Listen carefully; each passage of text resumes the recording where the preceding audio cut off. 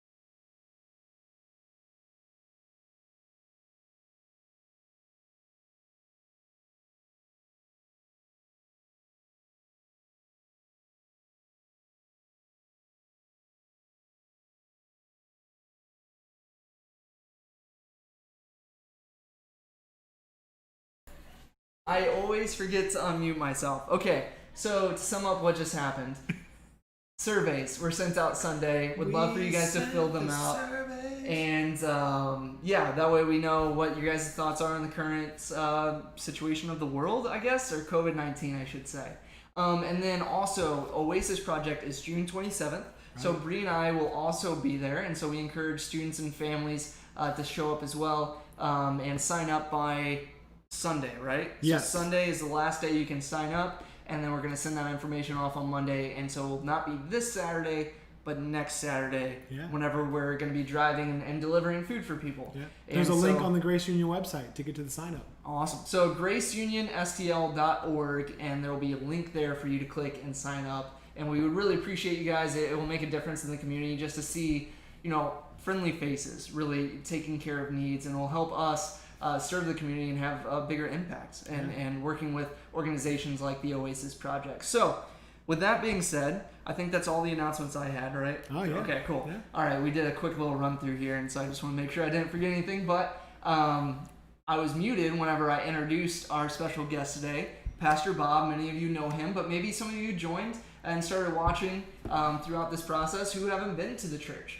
And so this is Pastor Bob. He's senior pastor, awesome, incredible guy. He's actually the guy who hired me, so thank you for that. You're welcome. But we're just going to ask a few questions, and then after that, on the Zoom meeting, which we'll have right after this message, you'll be able to ask him anything and everything. He's pretty open-minded, pretty honest, and so if he doesn't know the answer to your question, you'll probably say you don't know, I would assume. Yeah. So, unless you can come up with it real quick. So, with that being said, again, thank you so much for coming tonight. First question, how long have you been in ministry, and what areas have you served in ministry? Sure. So first I want to say, because I always see this on call-in programs, people say, long-time listener, first-time guest. So I'm so honored to be here. I've been watching these podcasts and live streams and seeing this incredible chair. It's an honor to be here in person. So I'm super excited to get to hang out and talk with you guys. The question, how long have I been in ministry and in what roles? So I started in serving at our church in different roles in 1999, which I guess is 20. I was 4. You were 4. That's 4. Incredible. I was 6. And so that's 21 years. And I guess that's where I began starting like actual vocational ministry, doing it as a job. I started doing ministry in college as I went to train for ministry. And so probably the first ministry role was just I served in a ministry where we started small youth groups in inner city projects. And so we went out and would play basketball with kids and meet them and form a Bible study group. And we'd show up each week and play basketball and do a Bible study with kids in some fun, crazy neighborhoods. And so did that for a few years. Did a few other small things in college. Just gave me some opportunities to lead and to do some things. And then came home on a summer break from college, was still supposed to go back. And we had a youth pastor at the time who gave me an opportunity. And so I started as an intern, and I've done all kinds of roles. And so I interned half of a day working with the youth ministry, and then worked the other half of the day cleaning the church. And so did that for a while. And then just when he moved on, I've had all kinds of different roles, from youth pastor to different things, working on air conditioners at the church and cleaning toilets, fixing toilets, on up to kind of where we are right now. So cool. Yeah. Now you're the senior pastor, and what a time to be a pastor, right? With everything going on. And so I think you've been doing an awesome job. And so, you've had a long road and a lot of opportunities to serve in ministry and things, but was there like a clear defining moment where like it was just like a big shebang where it's like, I'm meant to be in ministry, or was it something that built up over time? Is it something that you just had to grow, I guess? Right. So I'm still waiting to decide if I want to be in ministry. So for me, my family began attending the church when I was 6 years old, the church where I'm currently at. And so I met Jesus at 6, and from the earliest age I can remember, this is always kind of what I knew I wanted to do. So if you want to call that a calling. Yeah. And then at 18, I got really kind of serious about Jesus, and it was just really clear immediately that ministry was kind of the role, the path for me. So I went away. So there was kind of a big decision to borrow tens and tens of thousands of dollars and go to college. Yeah. And then from there, everything has kind of not been a decision, but it's just been an opportunity that I didn't think would be what it became. And so it would be a small opportunity to do something like it was supposed to be a semester-long internship, and here we are 21 years later. So for me, it's kind of been like a desire, but then just opportunities to do lesser things came along, and as I served in those, God has opened other doors. So awesome. And so throughout your ministry experience, your years of experience, what has been maybe the most humbling moment where maybe you thought you had an idea of what was going on, and then God really just shook you and changed your perspective on things? So I would say the most humbling moment would there's been all kinds of moments where I've realized I was not prepared for what responsibilities lay ahead. But probably the most humbling was really early on. I was still an intern. I was working under another youth pastor, and my first real opportunity was to teach a Sunday school class of middle schoolers. And I remember stressing for a whole week as I was preparing a lesson and wondering, how am I going to get these kids to listen to me? Yeah. And that was my big concern. And then the class started, and I began talking, and within about 5 minutes, I looked out into the room, and 3 or 4 kids out of 12 were just goofing off. But then there was like these 3 or 4 kids that I looked at their faces, and I realized they're listening to everything I have to say, and they believe it. And that moment was so humbling and so terrifying to me that like I wasn't really as worried about how I would get people to listen as I was worried about the fact that people would listen. Yeah. And so I needed to be sure that what I said to them was true and helpful and beneficial. And so that moment really kind of set a trajectory for me for years. Just, kind of really struggling with that idea that man, everything that I say is gospel to somebody.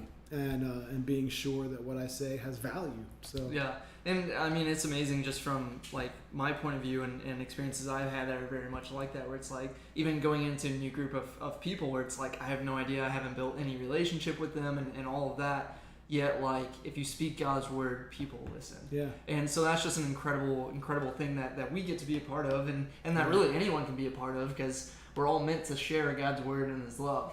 And so again, you were a youth pastor for quite some time. So what is it that you miss most about youth ministry? Oh wow! So I love playing a crazy game. I love pushing the limits. I love a good lock-in. I love being awake all night. I love when people's voice starts to crack in the morning. I love how crazy people get about 3 a.m. Or tired. Right. And so there's so many things that I really like. I enjoy just the added fun and kind of crazy aspect of that fit my personality really well, and that's still who I am. But I'd say that on a more like serious side, like I miss youth ministry is just so highly relational, and so there's just so much of like personal friendships with students that you're just watching them grow up, and you're spending so much more time with them than you get to in maybe other ministry roles. Yeah. And then probably the biggest thing is that like, man, when you're in middle school and high school, you're making so many decisions about your life, and your life changes so quickly. And so I love leading the church and leading adults, but adults make turns and changes in life like this. Super great.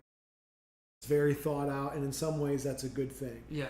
What I noticed in years and years of doing youth ministry is that young people, middle schoolers, high schoolers tend to make changes like this. And so when you see something in a teenager and you water that, you call it out of them, you tell them, right, you tell them what you see God can do in their life. There is so often 180-degree turn in days time, and you see their lives just hurtling off in different directions. And so I miss that, like it's almost like a raw exposed nerve, and it's just like boom, immediate stuff. And that's and sometimes it turns immediately for a bad, and it's a challenging situation and things can go bad. But man, when students make that decision for Jesus and they get amped up, there's nothing like watching that full-on sprint in their life. So yeah, and a lot of the things with like developing passion and things like that, it will never get easier as you get older. And so I encourage you to, if you're passionate about something, try it now. Try it absolutely right now. And so that's just my little tidbit. But talking about like games and things like that, what is the craziest thing that you've seen or done or been a part of? Because we were talking a little bit before this, and there's just certain things that you were able to do, or that like people I know that were youth pastors a long time ago were able to do that we just can't do nowadays. So what is like the craziest story that you've ever had? So some of these I can't share because there's probably still criminal warrants out for these, but so I'll have to be really selective. But I mean, honestly, like when I was young, like just the goofy things. We had a house that was like an intern house that I lived in, and we had some other interns there. And we would invite college students over, and we would have. While you were working at the church? While I was working at the church, and this was like during the era that the movie The Fight Club came out, and like the first rule of Fight Club is you can't talk about Fight Club. And so we would have full-on Fight Club in the intern house. We would invite young adult, college age, and sometimes teenagers over, and we would get 5, 10, 15 guys in this house, and we just full-on punched each other in the face, and so one time I remember this one guy came and jumped on my back, and I grabbed his head and I grabbed his feet, and I immediately just thought I'm going to do it, and I didn't even. And I jumped up as high as I could jump and just fell back on him. I could feel his ribs like collapse under me. and so anyway, we took people we did a lot of hospital trips. We did, pastoral care. Right. Yeah. And so stuff like that. I mean, it was all in good fun, but like there was a lot of phone calls from parents and things like that, and just some crazy, just some of the crazy games we used to do and things that we tried. We had you can get away with things with young adult ministry because people are technically adults. And so we one time took people out like really far from my house at night, and then shined one of those million candle power flashlights in their eyes all at the same time to blind them. And then we had them race to see who could get back to the house the fastest. Yeah. And so they're like falling over things and getting lost. So stuff, there's probably still permanent visual damage in these people's eyes and their cones and their rods. So just, all stuff that you would get fired if you did. Right. Yeah. Right. Yeah. And so have you ever heard of star tipping? I have not. So basically what it is, and then we'll move on, but basically what it is you have someone look at the moon or look at a star. You pick out the North Star, you have them look at it, you have them spin around like 5 times, 10 times. And then when they stop, you have them look at you and you shine a flashlight in their eyes. And this happens at night. And what will happen is the ground will meet their face without them even realizing until it hits. And so they actually start falling over because they have no concept because they only see the light and they don't see like up and down or anything like that. And so it's a lot of fun. So I'm not endorsing it, but it is a lot of fun, and it won't get you too hurt. So right, people have done it. Yes, exactly. Yeah, yes. So if you were to pass on one thing, and this will probably be the final question. Okay. So if you were to pass on one thing, or maybe 2 life lessons that you wish you knew as a teenager, or that you want to pass on to our teenagers, you know quite a few of them already. What would that be, or what would those things be? So when I was young, my mom always told me, anytime you drive in the car, bring clean underwear in the glove compartment in case you're in an accident. No, I'm just, that's really not the lesson, but that's not a bad idea. No, not at all. So anyway, I would say there's been 2 things that have been super defining, for my life. And so there was a period of time, especially as a teenager, that I really got it wrong when it comes to my faith and how I live my life. And then there was a period of time where I feel like I got it right. And I really kind of was excited about the legacy I was leaving and the way I was living around my friends and things. And so having said that, I would say that the biggest defining factor for me, because I grew up in the church, but I wasn't always a great example of what I should have been. And so the greatest defining factor for me was my friendships. And there were periods of life when I had some great friends who were moving in the right direction. And because of their influence and because they're the people I wanted to be around, I wanted to impress, their opinion mattered. Because of that, I was moving in a really, really good direction. And there was good reinforcement and all of that. And then when those friendships changed and I began to replace those friendships with some different friendships, all of a sudden what it meant to win changed. The goal changed. And so that was a huge defining factor. And then for me, faithfulness and opportunities given to me has been everything in my life. And so nobody ever said, Bob, would you like this job as a youth pastor? I would have said yes, but I was never offered that. I was offered a gig doing the jobs that nobody wanted to do, and I was stacking chairs and cleaning up and taking out trash, and first person there, last person out. I was, at the old church building, there was a 50-foot tall wall. I had to caulk a crack that went all the way up the wall, and this broken old. That was the stuff that I was given the opportunity to do. And so when I was asked to do that, I said yes. And God, because of God's grace, I didn't realize the value of it. But because I was faithful in those small things, God continued to give me greater and greater opportunities. And then even as a youth pastor, I just gave it my all, and I was faithful. And I wasn't the greatest youth pastor in the world. I wasn't even the greatest youth pastor I knew. I was like the greatest youth pastor that Karen was married to. But in that, because of faithfulness in that role, that's led to the other opportunities. And so all along the way, when you're given a small opportunity, if you give that your best. Scripture has a promise that when we're faithful in small things, God puts us over greater things, and not greater in terms of more important, but greater impact and greater, value to the world around you.